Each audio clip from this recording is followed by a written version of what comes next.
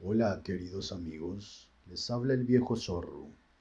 De nuevo quiero extender mi gratitud hacia ustedes por el apoyo que ha recibido el canal y recordarles que sus likes, suscripciones y compartidas hacen parte de todo por lo cual me siento feliz estos días.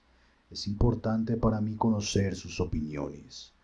Déjame saber qué te parecen mis relatos abajo en la caja de comentarios. Suscríbete, dale like y comparte si el contenido es de tu agrado, ya que eso me ayudará a seguir con esta genial labor.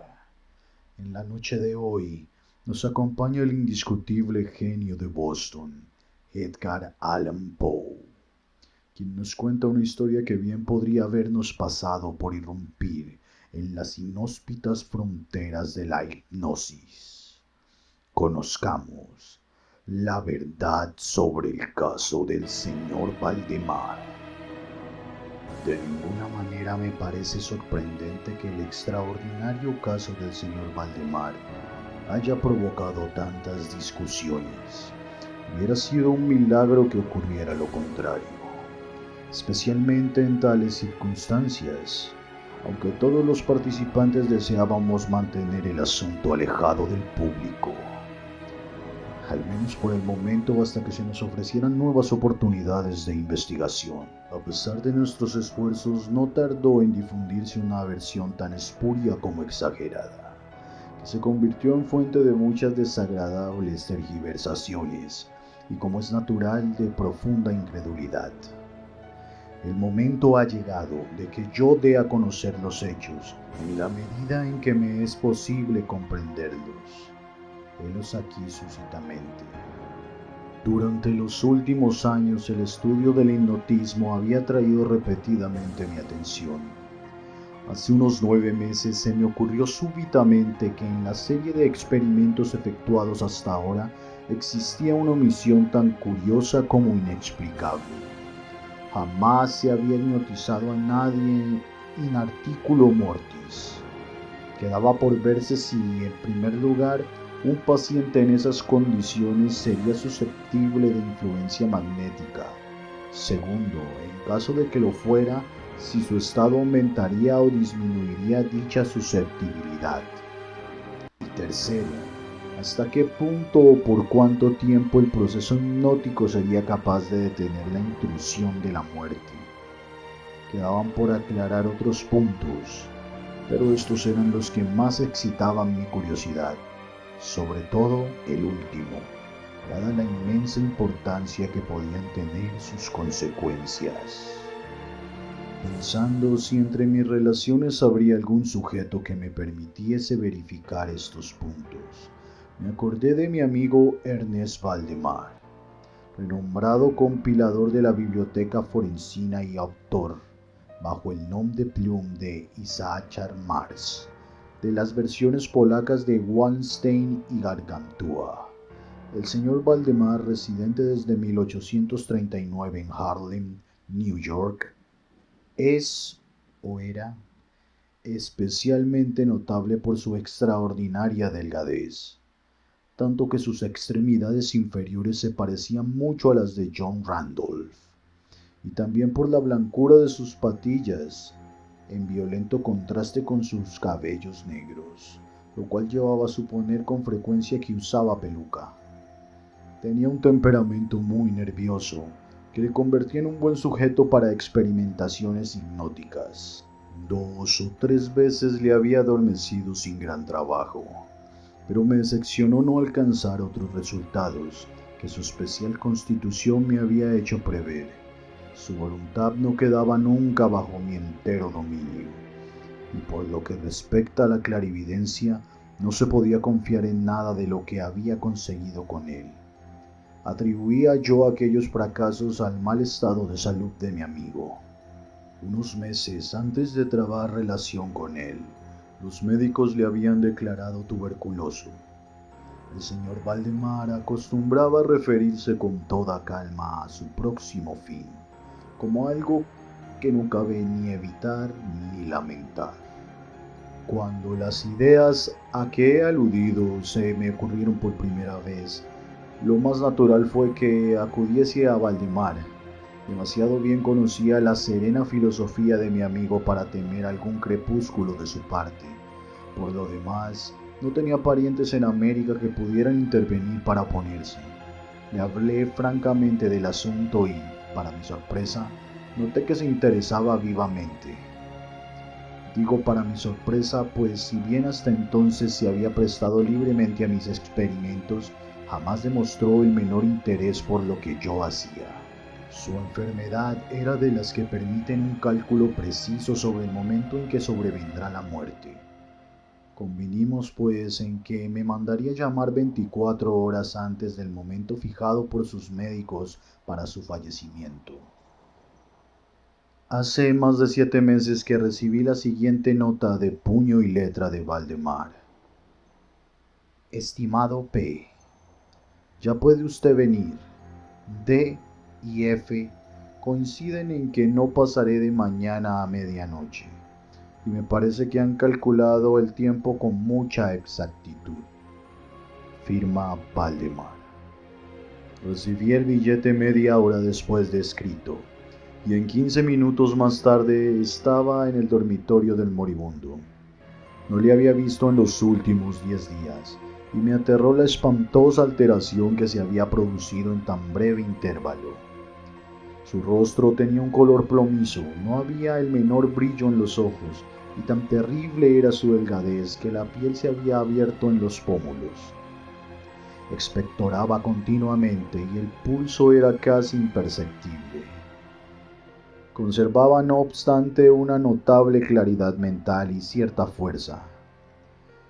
Me habló con toda claridad, tomó algunos calmantes sin ayuda ajena y, en el momento de entrar en su habitación, le encontré escribiendo unas notas en su libreta.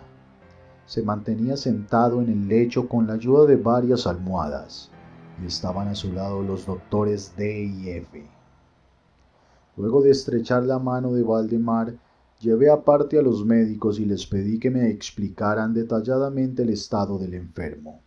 Desde hacía 18 meses el pulmón izquierdo se hallaba en un estado semióseo o cartilaginoso, y como es natural, no funcionaba en absoluto. En su porción superior del pulmón derecho aparecía parcialmente osificado, mientras la inferior era tan solo una masa de tubérculos purulentos que se confundían unos con otros. Existían varias dilatadas perforaciones y un punto se había producido una adherencia permanente a las costillas. Todos estos fenómenos del lóbulo derecho eran de fecha reciente. La osificación se había operado con insólita rapidez, ya que un mes antes no existían señales de la misma, y la adherencia solo había sido comprobable en los últimos 3 días. Aparte de la tuberculosis, los médicos sospechaban un aneurisma de la aorta, pero los síntomas de osificación volvían sumamente difícil el diagnóstico. Ambos facultativos opinaban que Valdemar moriría hacia la medianoche del día siguiente, un domingo. Eran ahora las 7 de la tarde del sábado. Al abandonar la cabecera del moribundo para conversar conmigo, los doctores D y F se habían despedido definitivamente de él. No era su intención volver a verle, pero a mi pedido convinieron en examinar al paciente a las 10 de la noche del día siguiente. Una vez que se fueron, hablé francamente con Valdemar. Me referí en detalle al experimento que le había propuesto.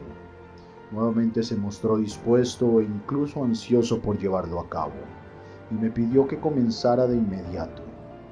2 enfermeros, un hombre y una mujer, atendían al paciente, pero no me sentía autorizado a llevar a cabo una intervención de tal naturaleza frente a testigos de tan poca responsabilidad. En caso de algún accidente repentino, aplacé por tanto el experimento hasta las 8 de la noche del día siguiente, cuando la llegada de un estudiante de medicina de mi conocimiento, el señor Theodore L., me liberaría de toda preocupación. Mi intención inicial había sido la de esperar a los médicos, pero me vi obligado a proceder, primeramente por los urgentes pedidos de Valdemar, y luego por mi propia convicción de que no había un minuto que perder. ya que con toda evidencia el fin se acercaba rápidamente. El señor L.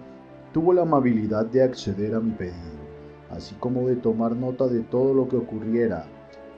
Lo que voy a relatar ahora procede de sus apuntes, ya sea en forma condensada o verbatim. Faltaban 5 minutos para las 8 cuando, después de tomar la mano de Valdemar, le pedí que manifestara con toda la claridad posible, en presencia de él, que estaba dispuesto a que yo le hipnotizara en el estado en que se encontraba.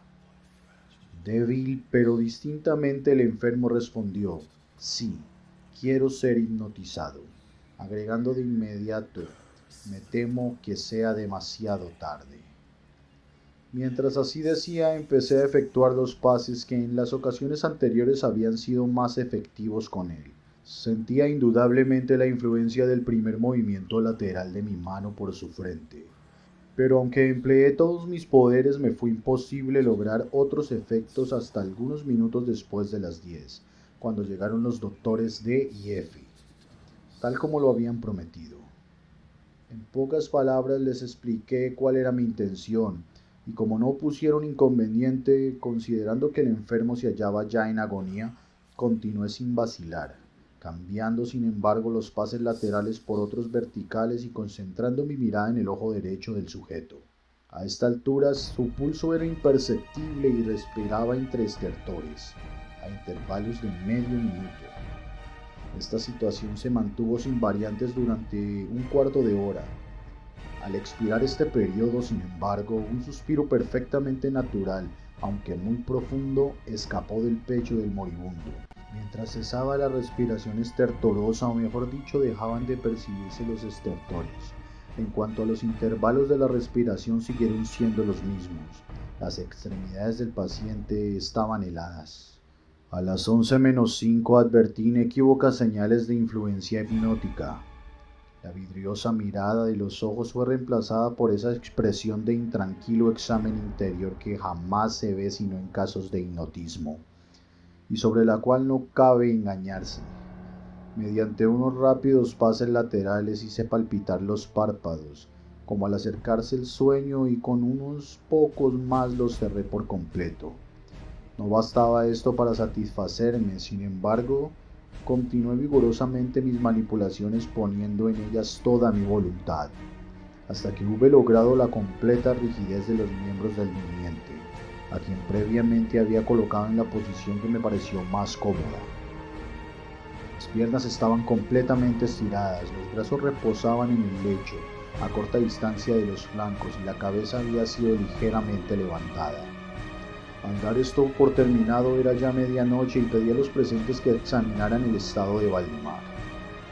Luego de unas pocas verificaciones admitieron que se encontraba en un estado insólitamente perfecto de trance hipnótico. La curiosidad de ambos médicos se había despertado en sumo grado. El doctor D decidió pasar toda la noche en la cabecera del paciente, mientras el doctor F se marchaba con la promesa de volver por la mañana temprano. L y los enfermeros se quedaron. Dejamos a Valdemar en completa tranquilidad hasta las 3 de la madrugada, hora en que me acerqué y vi que seguía en el mismo estado que al marcharse el doctor F. Vale decir, yacía en la misma posición y su pulso era imperceptible. Respiraba sin esfuerzo, aunque casi no se advertía su aliento, salvo que se aplicara un espejo en los labios. Los ojos estaban cerrados con naturalidad y las piernas tan rígidas y frías como si fueran de mármol. No obstante ello, la apariencia general distaba mucho de la muerte. Al acercarme intenté un ligero esfuerzo para influir sobre el brazo derecho, a fin de que siguiera los movimientos del mío, que movía suavemente sobre su cuerpo.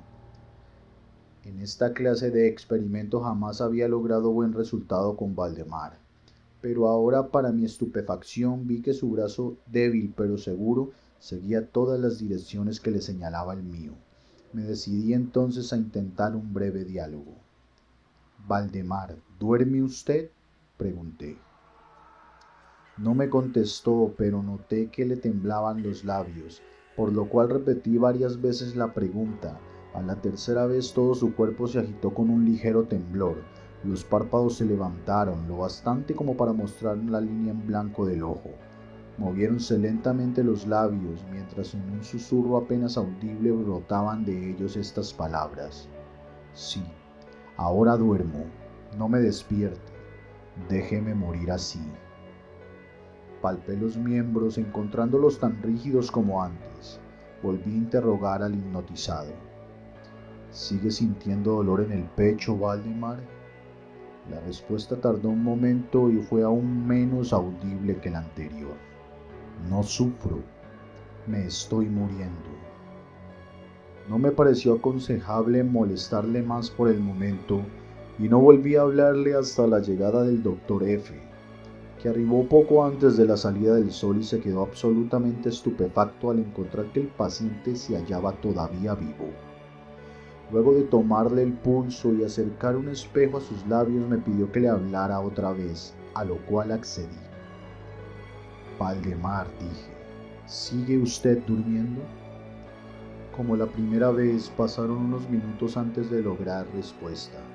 Durante el intervalo, el moribundo dio la impresión de estar juntando fuerzas para hablar. A la cuarta repetición de la pregunta y con voz que la debilidad volvía casi inaudible, murmuró: sí, dormido, muriéndome. La opinión, o mejor el deseo de los médicos, era que no se arrancase a Valdemar de su actual estado de aparente tranquilidad hasta que la muerte sobreviniera, cosa que según consenso general solo podía tardar algunos minutos.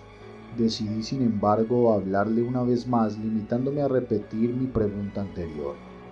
Mientras lo hacía, un notable cambio se produjo en las facciones del hipnotizado. Los ojos se abrieron lentamente, aunque las pupilas habían girado hacia arriba.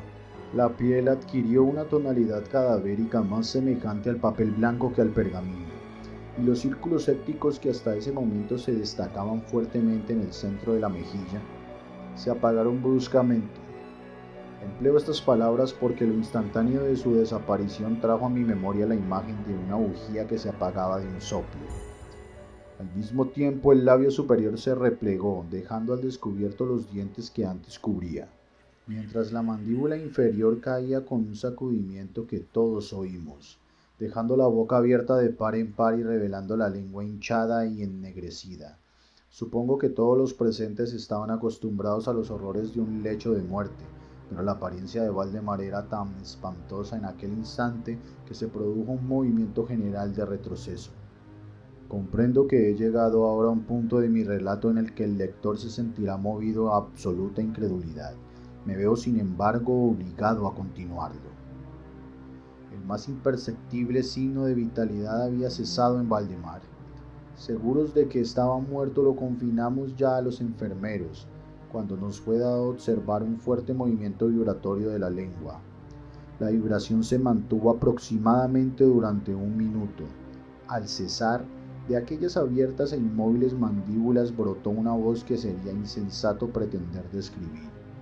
Es verdad que existen 2 o 3 epítetos que cabría aplicarle parcialmente. Puedo decir, por ejemplo, que su sonido era áspero y quebrado, así como hueco, pero el todo es indescriptible, por la sencilla razón de que jamás un oído humano ha percibido resonancias semejantes. 2 características, sin embargo, según lo pensé en el momento y lo sigo pensando, pueden ser señaladas como propias de aquel sonido y dar alguna idea de su calidad extraterrena. El primer término, la voz parecía llegar a nuestros oídos, o por lo menos a los míos, desde larga distancia, o desde una caverna en la profundidad de la tierra. Segundo, me produjo la misma sensación, temo que me resultará imposible hacerme entender, que las materias gelatinosas y viscosas producen en el sentido del tacto. He hablado al mismo tiempo de sonido y de voz. Quiero decir que el sonido consistía en un silabeo clarísimo, de una claridad incluso asombrosa y aterradora. El señor Valdemar hablaba y era evidentemente que estaba contestando a la interrogación formulada por mí unos minutos antes. Como se recordará, le había preguntado si seguía durmiendo y ahora escuché: sí, no estuve durmiendo y ahora estoy muerto. Ninguno de los presentes pretendió siquiera negar ni reprimir el inexpresable, estremecedor espanto que aquellas pocas palabras, así pronunciadas, tenían que producir.